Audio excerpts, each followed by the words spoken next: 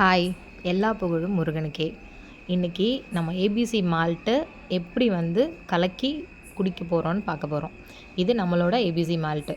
பால் நல்லா காய்ச்சினதுக்கப்புறம் நம்ம ஏபிசி மால்ட்டுலேருந்து ஒரு 2 ஸ்பூன் ஒரு டம்ளரில் போட்டுக்கிறோம்.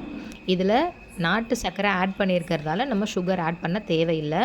ஸோ அப்படியே பாலை காய்ச்சி அந்த மால்ட்டில் ஊற்றிட்டு நல்லா மிக்ஸ் பண்ணி விட்டுக்கோங்க. ஏன்னா மால்ட்டு கட்டியாலாம் இருக்காது, இருந்தாலும் நம்ம ரொம்ப நேரம் கண்டெய்னரில் வச்சுருந்து எடுக்கிறோம் இல்லையா, அதனால் பாலோட நல்லா மிக்ஸ் பண்ணிவிட்டு ஃப்ளேவர் அவ்வளோ சூப்பராக இருக்குது.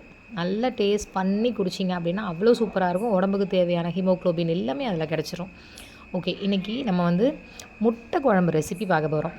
ரொம்ப சிம்பிளாக எண்ணெய், கடுகு, கருவேப்பிலை, இஞ்சி, பூண்டு, வெங்காயம், தக்காளி எல்லாத்தையும் போட்டு நல்லா வதக்கிட்டு, முட்டை குழம்பு ஒவ்வொருத்தவங்களும் ஒரு மாதிரி வைப்பாங்க. ஒரு சிலர் என்ன பண்ணுவாங்கன்னா அவிச்சு கட் பண்ணி போடுவாங்க. ஒரு சிலர் உடச்சி ஊற்றி பண்ணுவாங்க.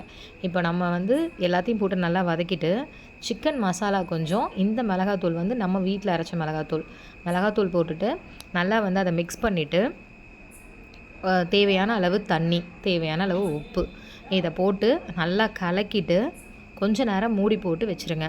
நல்லா மிக்ஸ் ஆனதும் அதில் நம்ம தண்ணியாக இருக்கும் குழம்பு, அதனால் எல்லாருக்கும் முட்டை வரணும் அப்படின்னா, இன்னொன்று திக்காக வேணும்னா முட்டையை உடச்சி ஊற்றி நல்லா மிக்ஸ் பண்ணிவிட்டு குழம்ப ஒரே ஒரு முட்டை மட்டும் மிக்ஸ் பண்ணிவிட்டு அதுக்கப்புறம் ஒவ்வொருத்தவங்களுக்கும் ஒரு முட்டை கொடுக்கறதுக்காக அப்படியே உடச்சி ஊற்றி மூடி போட்டு வச்சிட்டோம் அப்படின்னா அது அந்த ஹீட்லேயே மேலே இருக்கிற லேயர் ஃபுல்லாக வெந்துடும், அடியில் இருக்கிற லேயரும் குழம்பு கொதிக்கும் போது வெந்துடும். ஸோ குழம்பும் திக்காக இருக்கும், எல்லாருக்கும் ஒரு பீஸ் கொடுக்குற மாதிரியும் இருக்கும். இந்த முட்டை குழம்பு சூப்பராக இருக்கும். ட்ரை பண்ணி பாருங்கள். ட்ரை பண்ணி பார்த்துட்டு கமெண்ட் பண்ணுங்கள். Thank you so much and good night. By.